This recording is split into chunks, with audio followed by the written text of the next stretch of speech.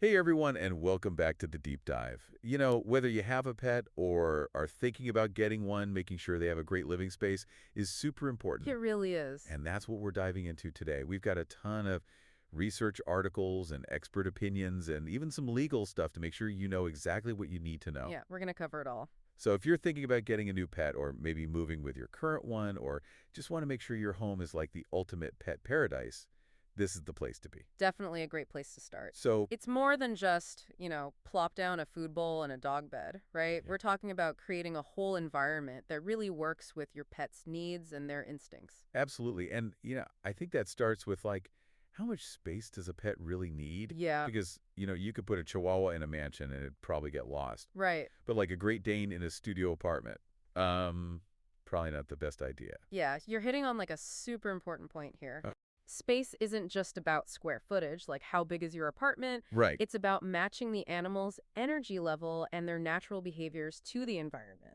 Yeah. So think about it like a border collie that's bred to herd sheep all day long. Yeah.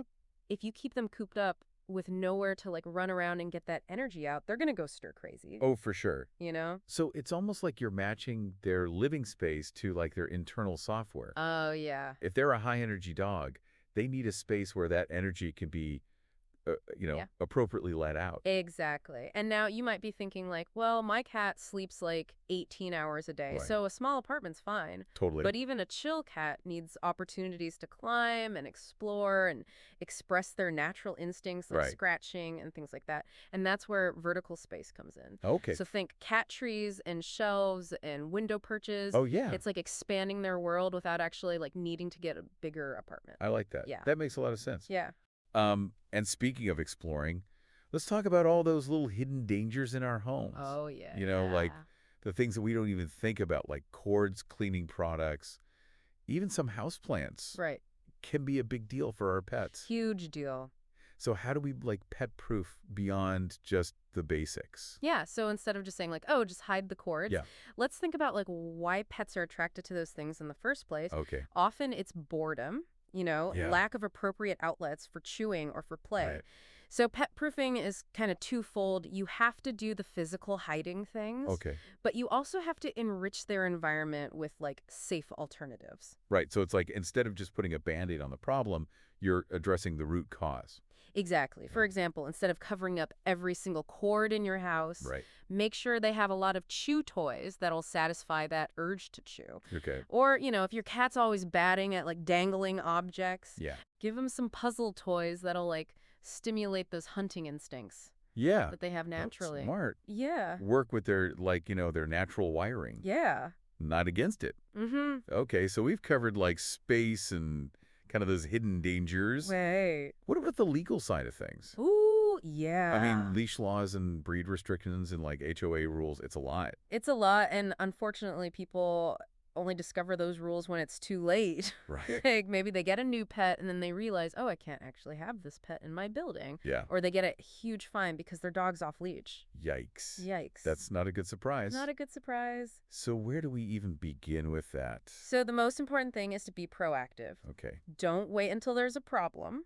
Yeah. Start by researching your city's specific ordinances on pet ownership, like Okay. leash laws, licensing requirements, and any breed-specific regulations they might have. Right. And if you're in a condo or an HOA, get a copy of their rules and regulations about pets.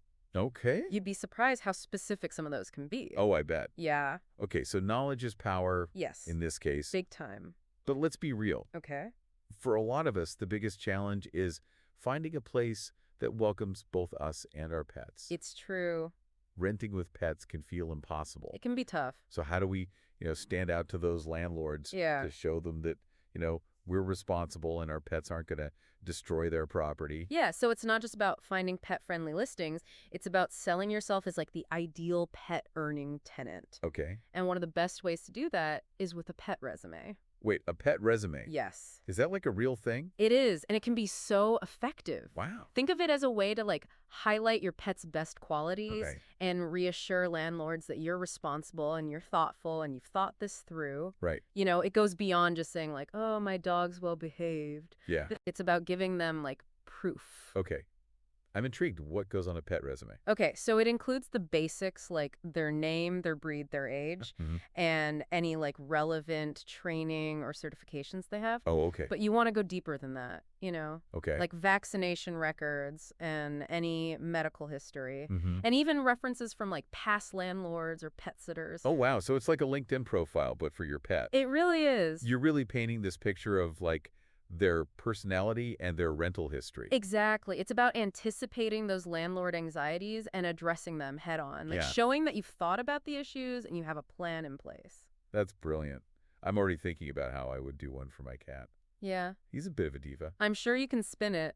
but I'm sure I can spin it. Yeah. Okay, so we've tackled the rental game, Yeah. which could be a whole thing. Definitely.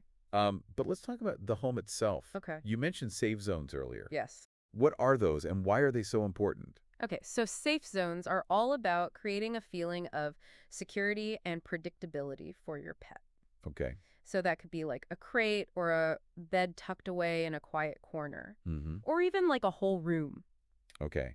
The key is that it's their space, Right. where they can go when they're feeling overwhelmed or they just need a break from everything. So it's like their own little sanctuary, Exactly. like our chaotic human world. It is, and research has shown that having a safe zone can actually reduce anxiety and stress in pets, Oh, wow. especially ones that are already kind of prone to that. Yeah. Think about it, in the wild, animals have dens or nests where Mhm. they feel protected, Right. so we can like recreate that in our homes. That makes a lot of sense. Yeah, It's about meeting their needs, like emotionally as well as physically. exactly. Yeah. And the cool thing is, safe zones can work in any living situation, Oh, good. even in a tiny apartment. Okay. You can just create a little cozy nook with a bed and some blankets and maybe a few favorite toys. It's about being creative Yeah, with what you've got. totally. Now, switching gear a bit, I know a lot of people are curious about pet-proofing their outdoor spaces as well, especially if they have a yard. Mm-hmm. What are some things to keep in mind? Okay, so a securely fenced yard is obviously crucial to prevent escapes. Right. But you also want to do a sweep for any hazards like you would inside. Okay. So things like toxic plants or fertilizers or even sharp objects hiding in the grass Yeah. could be really dangerous. That's a good reminder. Yeah, We tend to think about indoor safety a lot, right. but the outdoors can be just as dangerous. Definitely. And speaking of risks, Okay. if you have a pool or a pond, consider a safety fence or a net. Okay. It might seem like overkill, Right. but even dogs who are strong swimmers can panic and get exhausted in the water. Yeah, better safe than sorry Exactly. when it comes to our furry family. For sure, for sure. And don't forget about the little things. Okay. Okay. Make sure they have access to shade and fresh water, Right. especially in the summer. Yeah. And just like indoors. Okay. Providing them with stimulating activities can help prevent boredom and those distressive behaviors Right. that can come with it. So it's all about extending that same care and attention to detail from inside to outside. Exactly. Now, before we wrap up this section, Yeah. there's one thing I'm super curious about. Okay. Those sometimes really bizarre Oh, yeah. hyperlocal pet regulations. You know, Yeah. like the rules that make you go, wait, really? Mm-hmm. Can you give you some examples? Oh, there are definitely some head scratchers out there. For Okay. instance, did you know that in some cities, there are limits on how long you can leave your dog tied up outside, Oh, wow. even in your own yard? Really? Yeah. So it's not just about having a fence, it's about how they're spending their time in that fence. Exactly. It's about like their well-being, Yeah. not just containing them. Yeah. And then you have things like noise ordinances. Okay. Some cities have specific rules about like how much your dog can bark, Oh, wow. and you can get fined if it's too much. I never even thought about that. Yeah. I guess it makes sense, Mhm. especially in like densely populated areas. Yeah, especially in apartment buildings. Yeah, but it definitely highlights the need to know those local rules. Absolutely. And then there's the whole breed-specific regulations, which can be pretty controversial. Yeah. I wanted to ask you about those Sure. because it seems like there are very strong opinions on both sides of that. Definitely. Can you give us some insight into like why these regulations exist and what the arguments are for and against them? Yeah, so the intention behind those breed-specific regulations is usually public safety, trying to reduce the risk of dog bites or attacks. Right. But critics of those regulations say that it's discriminatory and it doesn't actually address the root causes of aggression. Right, because there's a lot of things that can factor into that. Yeah, like training, socialization, and just a dog's individual temperament. Right, so it's like judging a book by its cover. Exactly, and research actually supports that. Interesting. Studies have shown that it's really hard to predict a dog's behavior based only on its breed. Yeah, that makes sense. A dog's environment, how they were raised, and their personality play a way bigger role. So really, this whole debate highlights how important it is to be a responsible pet owner. Absolutely. Understanding your dog, training them well, socializing them, and being aware of how they act in different situations. Right. Responsible ownership is about more than just meeting their basic needs. Yeah, It's about speaking up for them and making sure they're well-adjusted members of the community. I like that. Okay, so we've covered like city ordinances, Right. but we also mentioned neighborhood covenants, like HOA rules. Oh, yeah, the HOAs. Which can feel like a whole other level of bureaucracy. It's true. They often have their own rules about pets. Right. And they can be super different from one community to the next. Oh, wow. Yeah, some might have limits on how many pets you can have or Oh. restrictions on certain breeds. Right. Or even rules about things like noise levels or waste disposal or where your pet can be in the community. Sounds like you really got to do your research before moving into an HOA, You really do. especially if they have a pet. It's crucial to get a copy of those HOA rules about pets before you even think about buying a rental. Yeah. And don't be afraid to ask questions. Right. It's better to know what's expected up front than to deal with problems later. Yeah, it's interesting to me how all these rules, whether they're from the city or the HOA, Yeah. really reflect how our relationship with pets is changing. Mm-hmm. It's not just about keeping them contained anymore. Yeah. It's about making them part of our communities in a way that's safe and respectful for everybody. I think that's a great point. As pets become more and more like family, Yeah, our laws and social norms are changing too. right. We're always learning more about how to live with animals in a way that benefits both them and us. Absolutely. So for our listeners, if you're thinking about getting a pet or if you already have one, remember, creating a pet-friendly space is about more than just the physical stuff. Right. It's about understanding their needs Yes. and looking out for them and being a responsible part of your community. It's about always learning, adapting, and trying to create a world where pets and people can thrive. That's a great way to put it. And as you're thinking about the perfect scratching post for your cat or looking up dog parks, Yeah. I want to leave you with this thought. Okay. What if, instead of just trying to fit our kits into our human world, Mm-hmm. we designed spaces that really work for them? Yeah.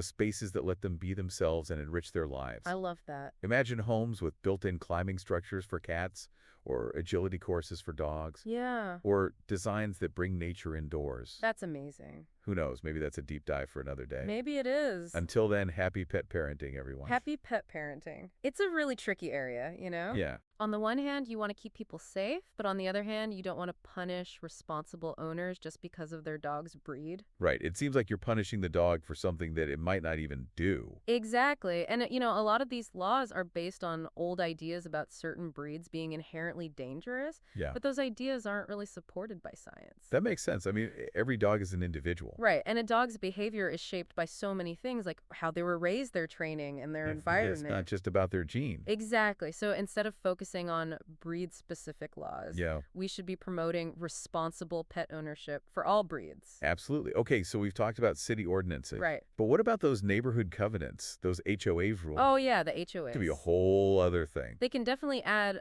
another layer of complexity, Yeah. because they often have their own rules about pets. Okay. And those rules can be really different from one community to the next. Wow. Yeah, like some might have limits on the number of pets you can have, or restrictions on certain breeds, Uh-huh. or even rules about things like noise levels or waste disposal, or where your pet can be in the community. So it's really important to know those rules before you move in. Absolutely. You don't want to be surprised after you've already settled in. Yeah, that would be a nightmare. Definitely. So make sure you get a copy of the HOA rules about pets and read them carefully. Good advice. And what's really interesting to me is how all these rules and regulations, Mm-hmm. whether they're from the city or from the HOA, Yeah. they really show how our relationship with pets is changing. Yeah. It's not just about keeping them contained anymore. Right. It's about making them part of our communities in a way that works for everyone. I think that's a really important point. And as pets become more and more like family, Yeah, our laws and our social norms are having to adapt to that. that's so true. So for our listeners out there, whether you're thinking about getting a pet or